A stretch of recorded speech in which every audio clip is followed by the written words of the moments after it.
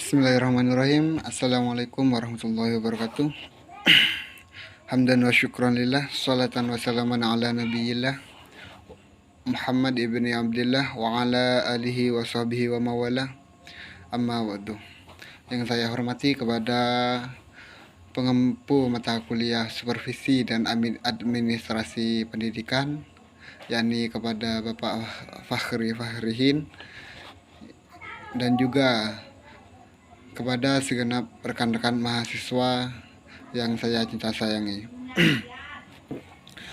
Pada video kali ini saya akan memenuhi tugas dari mata kuliah administrasi dan supervisi pendidikan, yakni tentang administrasi pendidikan. Yang pertama yaitu yang akan kita bahas yaitu tentang landasan pemikiran. Pemikiran dilandasi oleh keyakinan bahwa manusia lahir ke dunia atas karunia Allah. Mereka tidak berdaya, tetapi dilengkapi dengan berbagai kemampuan yang penuh kemungkinan sebagai alat supaya dapat berbuat apa saja,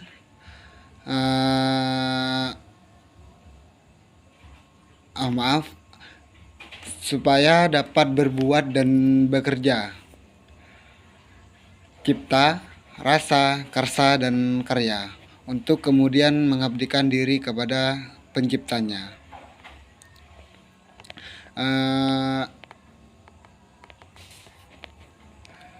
Ilmu pendidikan adalah ilmu yang mempelajari proses pengaruh yang mempengaruhi antara peserta didik dengan pendidik dalam berbagai situasi.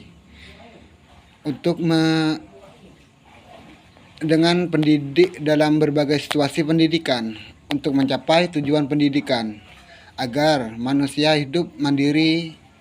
Itulah yang menjadi tujuan pendidikan, yang bukan hanya menerima apa yang didapat, tetapi bagaimana berbuat untuk dirinya dan sesama manusia, supaya manusia itu bisa hidup menjadi lebih baik. Di Indonesia ini hanya terdapat dua profesi besar, yaitu profesi non-pendidikan dan profesi kependidikan. Profesi non-kependidikan adalah segala profesi yang diantaranya seperti kedokteran, ekonomi, hukum, dan teknologi. Sedangkan yang dimaksud dengan profesi pendidikan adalah terdiri dari guru dan berbagai bidang profesi dan tenaga pendidik lainnya. Di antaranya administrasi pendidikan dan pengembangan ilmu pendidikan adalah ilmu yang interdisipliner yang menuntut pendekatan dan teori tertentu. Sejauh mana peranan dan dampak ilmu pendidikan terhadap kehidupan sangat dipengaruhi oleh pengadministrasian atau penata pendidikan itu sendiri. Agar pendidikan bisa berfungsi dan mencapai tujuan seperti dirumuskan dalam undang-undang, maka pendidikan harus diadministrasikan dalam artian dikelola sesuai dengan ilmu administrasi. Administrasi pendidikan yang dimaksud adalah ilmu yang mempelajari dan fasilitas untuk mencapai tujuan pendidikan secara optimal dan penciptaan suasana yang baik bagi manusia yang disepakati. Kriteria keberhasilan itu memerlukan suatu proses administrasi kebudayaan yang berlaku sebagai alat komunikasi. Proses administrasi pendidikan memungkinkan efektivitas dan efisien suatu organisasi, memerlukan analisis kebudayaan dan nilai-nilai dan gagasan vital yang berlaku untuk kurun waktu tertentu. Jadi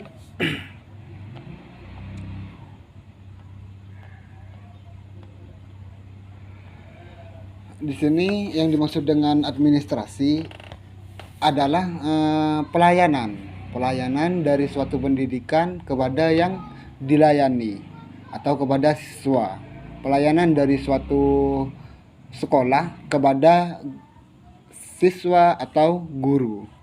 Itu yang dimaksud dengan administrasi pendidikan. Konsep administrasi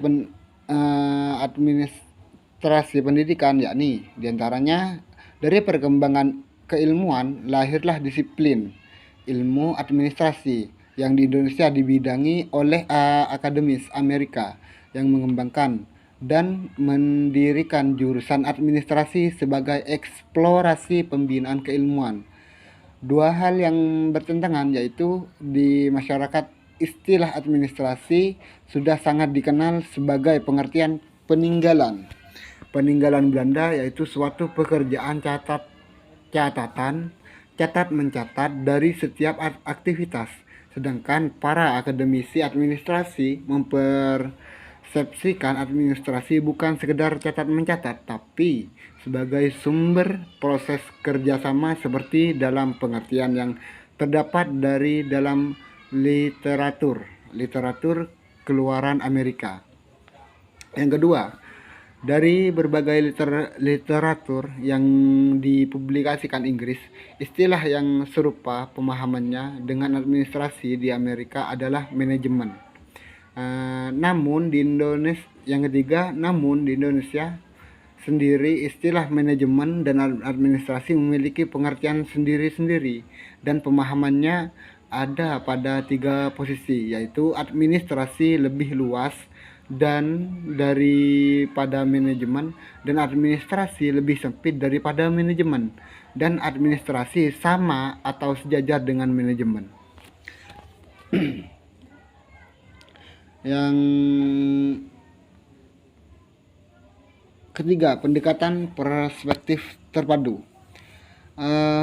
Pendekatan perspektif terpadu yaitu suatu pendekatan yang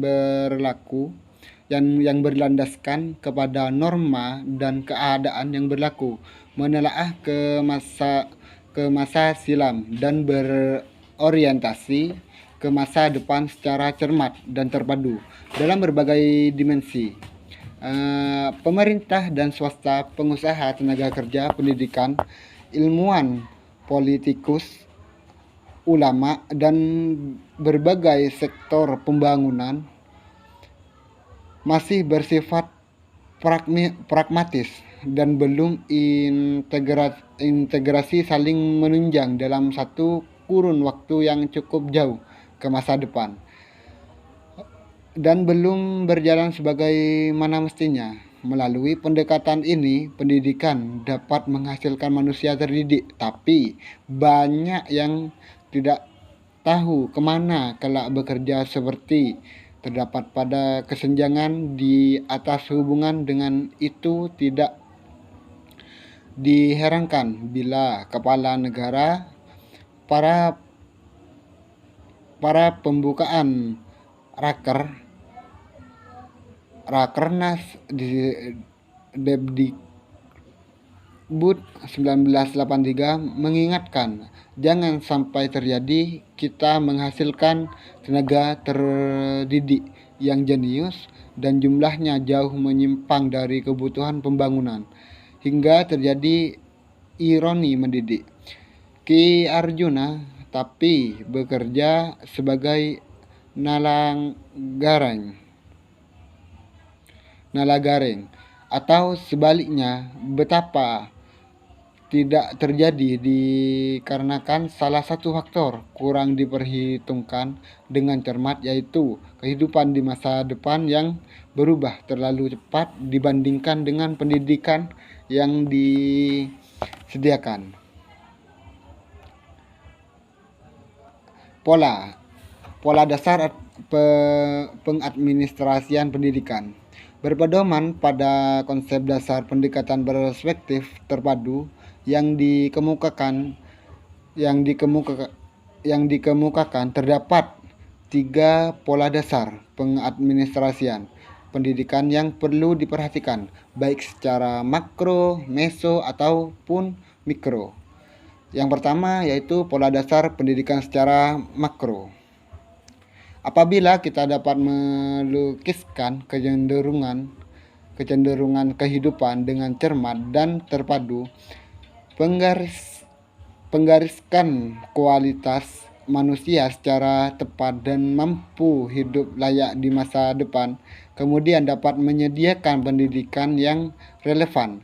Niscaya kualitas manusia Indonesia tinggal landas akan menjelma dan kita dapat melaksanakan tahap pembangunan tinggal landas yang tumbuh atas kekuatan sendiri, yang mana satu yaitu kita bisa melihat kecenderungan kualitas manusia prakerangka sistem pendidikan Pancasila. Yang kedua, pola dasar pendidikan secara MESA. Pola dasar ini ditarik dari hasil percobaan pendidikan non formal atau PNF di bawah bimbingan Profesor Dr. Haji Santoso Hamijoyo, MSc, dan Prof. Insinyur Hasan Purbo. Percobaan dilakukan bagi anak-anak dan pemuda putus sekolah di pedesaan dan kota pinggiran yang dikaitkan dengan pengadministrasian SD setempat. Percobaan pertama dilakukan di sebuah desa, yaitu Desa Gudang, Kahuripan, pada tahun 1974. Yang ketiga yaitu pola dasar pendidikan secara mikro. Pola dasar ini bisa diambil dengan melihat prioritas pendidik, wajib belajar yang baik, tenaga kependidikan yang profesional, pembinaan swasta yang lebih mantap, penelitian pendidikan yang berstandar.